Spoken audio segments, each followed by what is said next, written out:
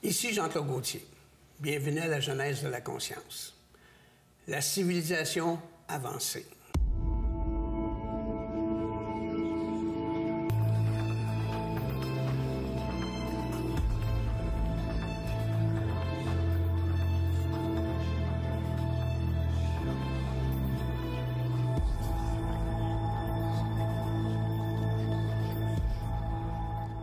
Bienvenue, Normand Pinard, à la Genèse de la conscience. Bonjour, Jean-Claude. Est-ce qu'on vit dans une civilisation avancée? On vit dans une civilisation qui a une très belle science, qui est une science mentale. Donc, c'est une science qui est extrêmement intéressante parce que j'aime beaucoup les mathématiques. Il y a beaucoup de gens qui me demandent si je suis un individu spirituel. Moi, la chose qui me fascine le plus, c'est l'engineering. Donc, quand j'avais 18-19 ans, puis c'est assez important, ça, pour que les gens me perçoivent. Ce qui m'intéressait beaucoup, c'est comment on peut transformer une salle de bain en aquarium à poissons. Que les gens rentrent dans la salle de bain, puis tu vois des grands poissons, d'accord? En ce moment, ce que je suis en train d'étudier beaucoup, c'est des principes concernant des fenêtres. Et ces fenêtres ont une faculté d'emmagasiner non seulement de l'électricité, mais de chauffer ou de refroidir la pièce. D'accord? Il y a des ingénieurs qui viennent me voir en consultation, puis il y a des ingénieurs qui me disent « J'ai perdu mes idées, puis moi, j'aime ça en donner des idées concernant ça. » Puis là, on regarde des fenêtres qui auraient la capacité non seulement d'emmagasiner de l'énergie, mais qui pourraient empêcher la chaleur, qui peuvent faire de la chaleur, qui peuvent aussi laisser passer du froid. Donc, je m'intéresse énormément à la science, parce que la science, c'est ce qu'on a de beau dans notre civilisation. Et aussi loin que je me souvienne, je m'intéressais à l'astrophysique, je me suis intéressé à la physique optique, à la photographie. Donc, ce qui me passionne, il faut comprendre que tout ce qui rentre chez moi dans la maison, je l'étudie. Ça, c'est depuis l'âge de 7-8 ans. S'il y a des gens qui me demandent c'est quoi mon enfance, dans mon enfance, je démontais des radios pour savoir comment ça fonctionne. Ensuite, je me suis intéressé à l'électronique. Donc, pour moi, les mathématiques, c'est quelque chose de très intéressant. Les mathématiques qui régissent tous les phénomènes d'amplification. L'électricité, pour moi, c'est quelque chose d'extraordinaire. Alors, est-ce qu'on vit dans une société qui est avancée? Je dirais, au niveau de la technologie, on est extraordinaire, puis au niveau humain, on est complètement possédé par des forces négatives. C'est quoi la différence entre les deux? Au niveau scientifique, au niveau mathématique, il ne peut pas y avoir de possession parce qu'il n'y a pas d'émotion.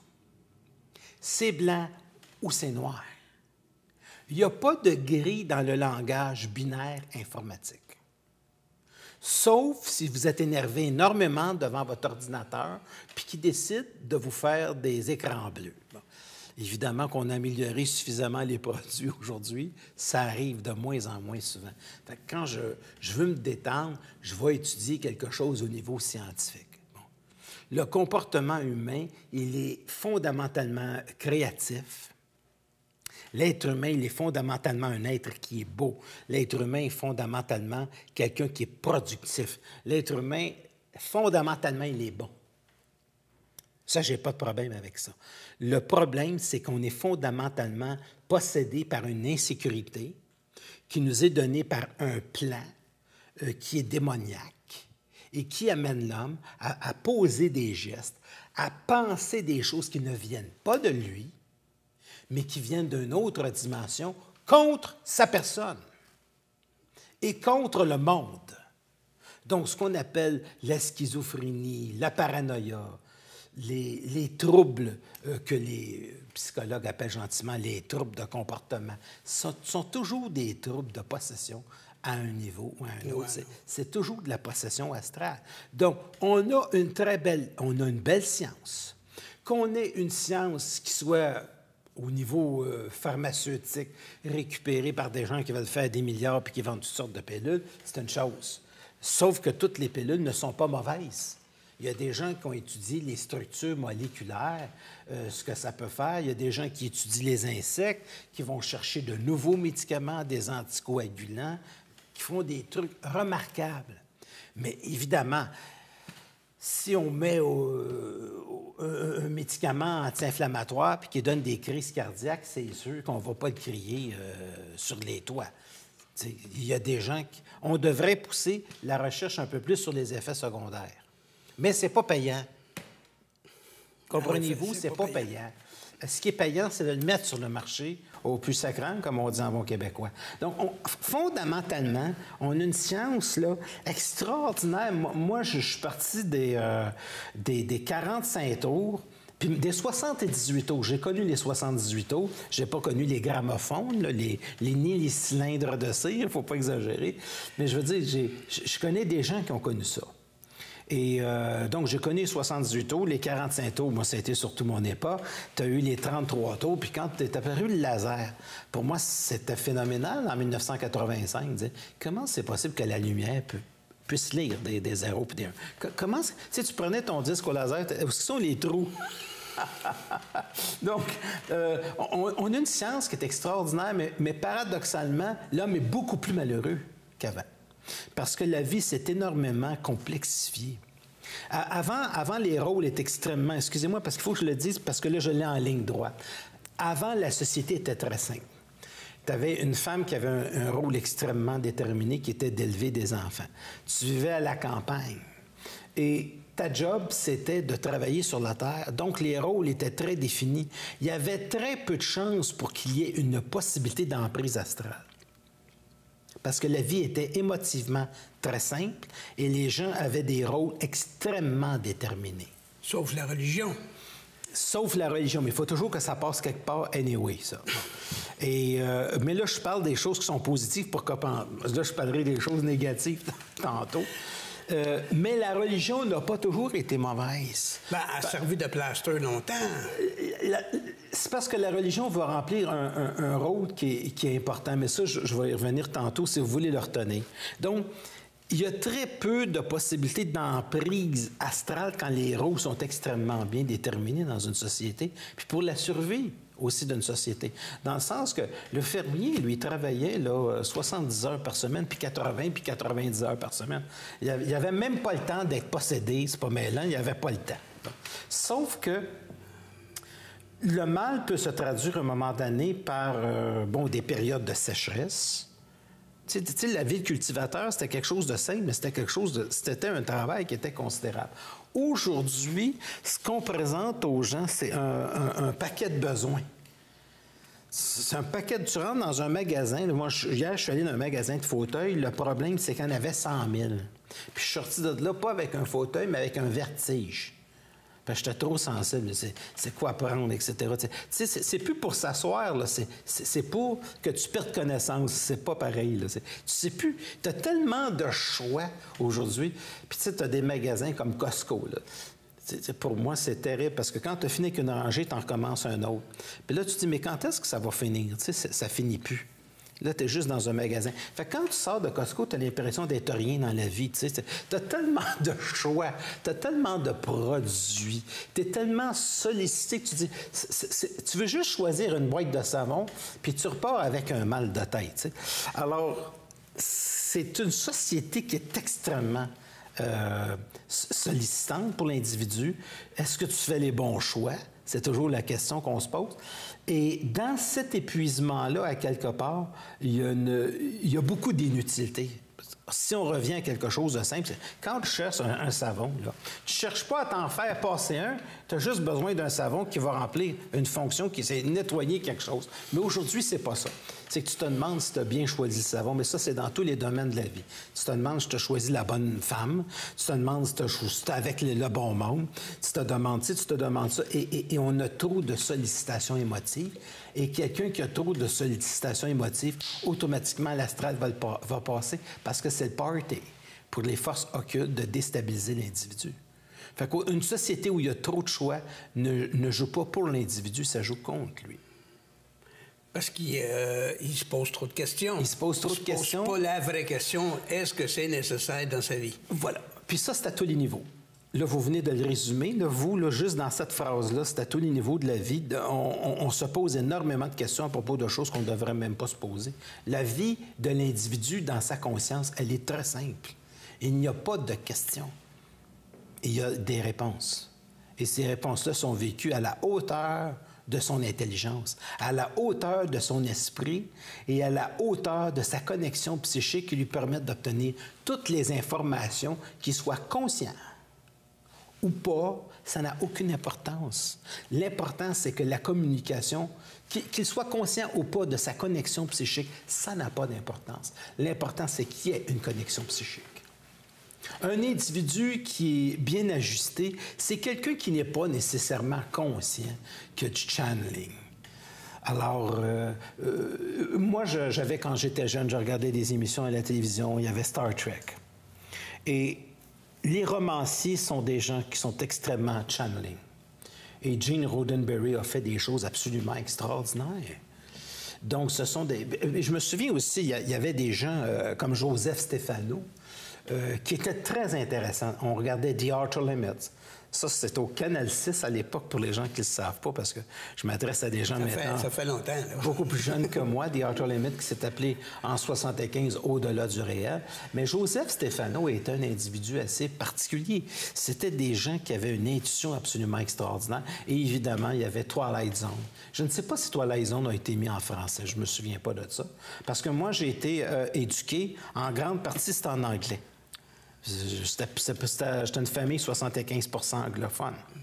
Donc, mes cousins étaient tous des Anglais, tout ça. Fait que, donc, j'avais une immersion beaucoup vers une télévision américaine qui montrait des choses qui étaient extraordinaires. Ça ne veut pas dire que je ne voyais pas Fernandel. Ça veut dire que les Américains, comme peuple, c'est un peuple extrêmement intuitif. Il y a énormément de créateurs. Et à quelque part, dans certaines parties des États-Unis, je pense à la Californie, je pense à New York, ce sont des endroits extrêmement avancés. Extrêmement avancés. Donc, le peuple américain, c'est un grand peuple. C'est des gens qui sont extraordinaires. Les gouvernements, ça, c'est autre chose. Mais pour les gouvernements de tous les pays, c'est autre chose. Je fais toujours une distinction entre les gouvernements d'un pays et un peuple. Ça n'a rien à voir. Pourtant, ça aurait tout à voir, étant donné que ce sont eux autres qui élisent, qui ont l'illusion d'élire leur premier ministre ou leur président. J'ai rien d'autre à rajouter. Vous avez dit exactement... entre d'avoir l'illusion d'élire un peuple et de d'élire, c'est des choses. Tant que l'homme n'est pas libre, il ne peut pas mettre au monde un gouvernement qui est conscient. Il ne peut même pas se présenter des individus qui le sont anyway, parce que c'est une histoire de banque, c'est une histoire d'argent. Et ça s'arrête là. Donc, pour l'instant, je vis dans un monde qui a énormément de potentiel. Je regarde des jeunes qui ont énormément de potentiel. Il y a des enfants qui sont complètement connectés. À savoir, est-ce que ça va passer? Ça va dépendre de leur capacité à comprendre les forces qui sont occultes, qui se cachent en arrière de chacune des choses. Ça, c'est un autre paire de manches. Ça, c'est autre chose. On parlait tout à l'heure de Twilight Zone, de Star Trek. Ils en ont tous fait mention des extraterrestres. Oui, mais il y a un épisode dans Star Trek qui est absolument extraordinaire. Ça s'appelle The Day of Dove. C'est pas un savon que j'essaie de vous passer, c'est D-O-V-E. Là. D-O-V-E. Oui.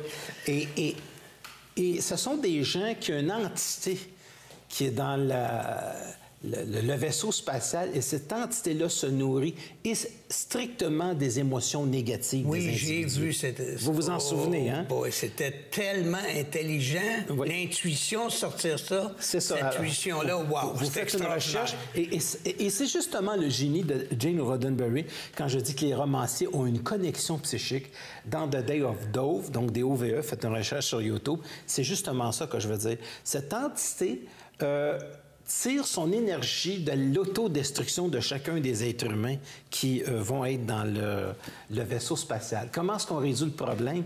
Bien, il y a le docteur qui donne une injection. Heureusement, il n'y a pas d'aiguille, c'est juste de l'air. Ça fait plus mal dans ce temps-là. Il n'y a plus de douleur. Et c'est hilarant. C'est pour faire rire, c'est pour décontracter. L'entité ne pouvant plus se nourrir de ce qui est négatif, elle est obligée de quitter le navire. Puis c'est comme ça qu'ils finissent par chasser cette entité-là. Fait qu'il y a, et on devra comprendre, des entités sur Terre, puis dans l'univers, qui se nourrissent strictement des émotions négatives des individus. Pour eux, c'est Joe Steakhouse. C'est un snack. C'est C'est le petit magasin du coin, là. C'est le Tim Hortons du coin. Donc, notre nouvelle religion ici au Québec, avec tous nos humoristes, on a la bonne pilule. Si c'est de l'humour intelligent, oui. Moi, je dirais qu'il y en a trop. Parce que ce n'est pas toujours drôle. Mais oui, le Québec, fondamentalement, est un peuple de fête. C'est un peuple de loisirs. On n'est pas juste c'est pas juste un hiver, le Québec. Notre mentalité, on aime fondamentalement, dans l'inconscient collectif québécois, on aime la famille. La fête. La fête. On est des êtres de fête. On est des êtres de plaisir. Et c'est triste parce que c'est en train de se perdre. C'est en train de se perdre. À cause, justement, des forces dissociatives de l'intelligence de l'être humain, c'est en train de se perdre au détriment d'une société de performance, d'argent, de ci, de ça. C'est juste des cadeaux, puis ensuite, c'est fini. Donc, justement, c'est en train de se perdre. Mais fondamentalement, le Québec d'autrefois, c'était la famille qui était très importante. Moi, lorsque j'étais jeune, ma grand-mère, du côté de mon père, a eu 11 enfants. Et ces enfants-là ont tous eu des enfants. Donc, lorsqu'on se retrouvait à Noël, on était 72. Ça, c'est avant qu'ils aient des enfants. Puis ma grand-mère aimait la fête. Puis là, elle ne supportait pas aucune forme. Elle avait compris quelque chose. Elle avait compris par où le mal passe. Elle avait compris qu'elle ne supportait pas aucune forme de jalousie. Elle réglait ça tout de suite. Wow. Avec énormément de psychologie. Mais elle était 2 siècles en avant sur son temps. C'est une femme d'une intelligence exceptionnelle. C'était pas le mouvement de libération de la femme qui l'intéressait, c'était l'intelligence. Et elle était dedans. Elle était dedans justement parce que c'était intelligent.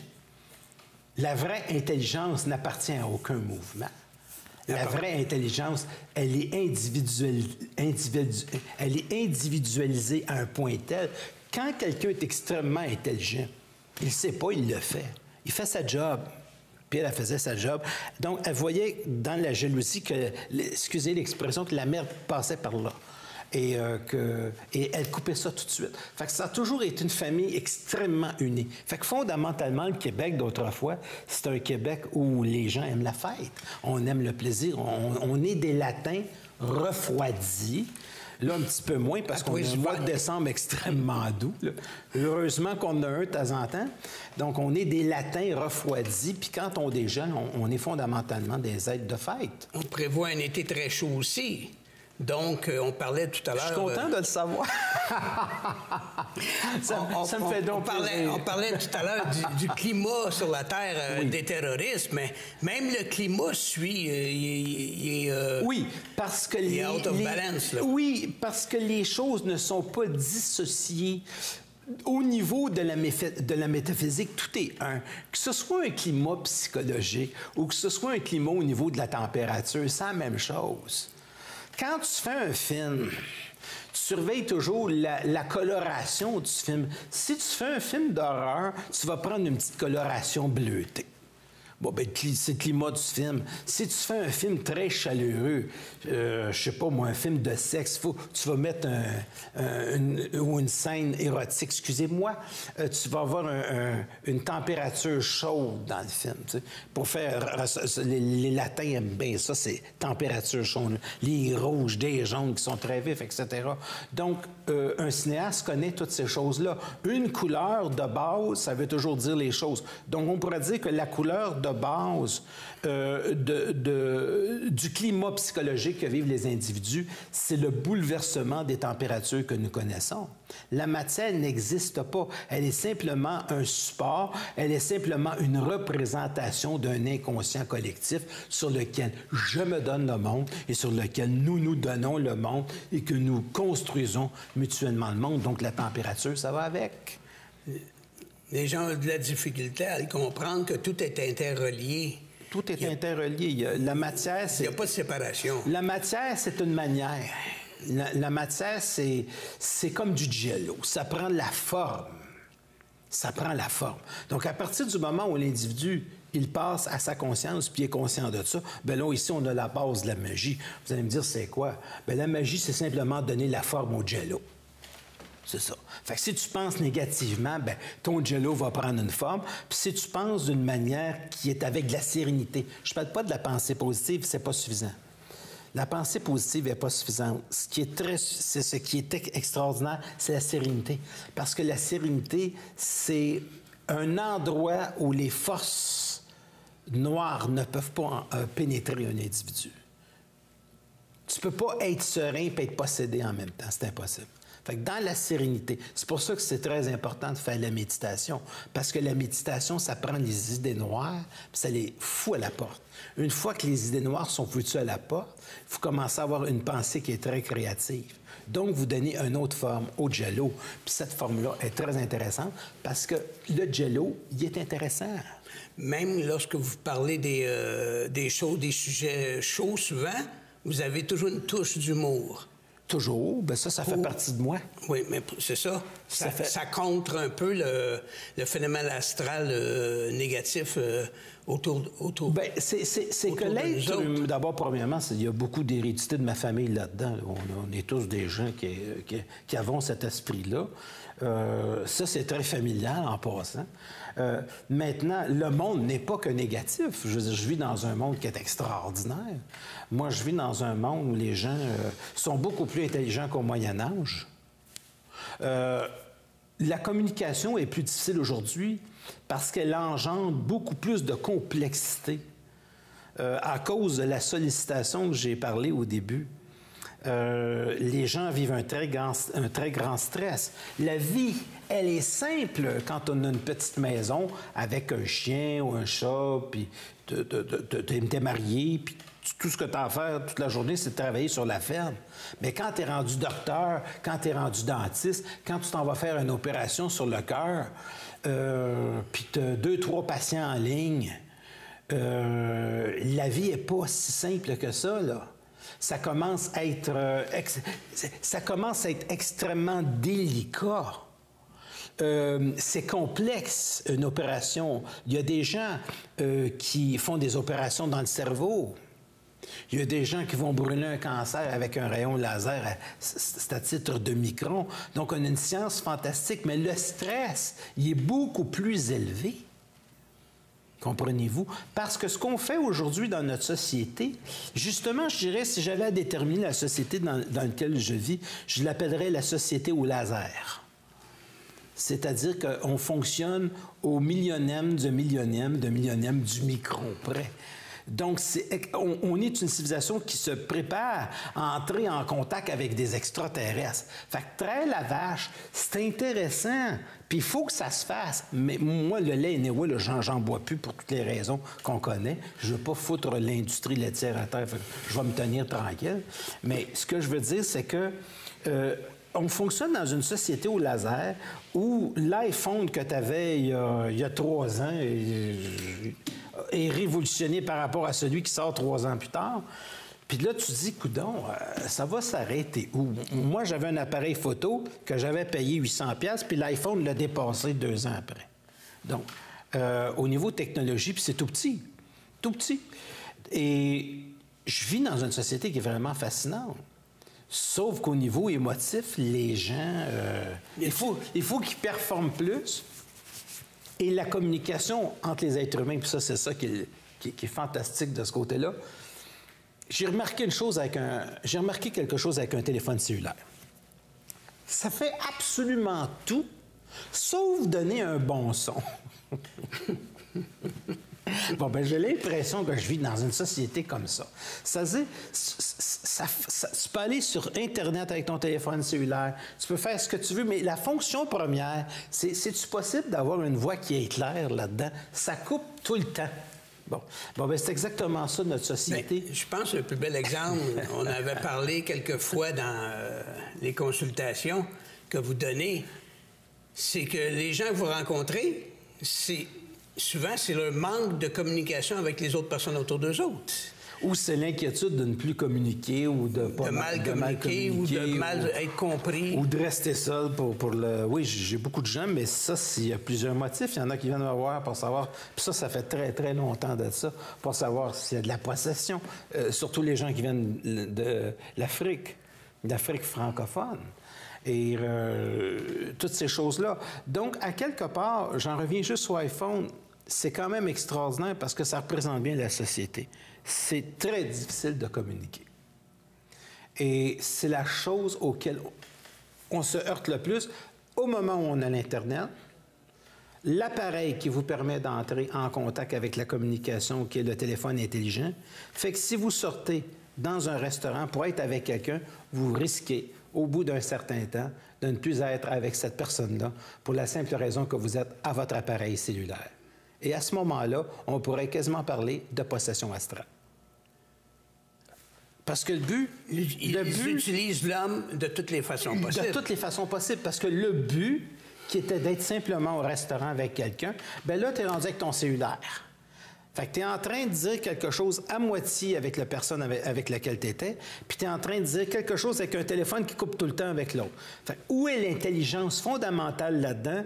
Malgré une science qui est extrêmement avancée, on n'est pas heureux pour la simple raison qu'on ne peut pas arriver à communiquer sérieusement des pensées profondes avec un appareil comme celui-là. C'est comme si certaines technologies nous desservent au lieu de nous servir. Oui. Ça, c'est le rôle de l'Internet, puis c'est le danger de l'Internet. L'Internet, tu peux entrer superficiellement en contact avec beaucoup de monde, mais tu ne peux pas entrer sérieusement en contact avec du monde pendant que tu es derrière ton écran.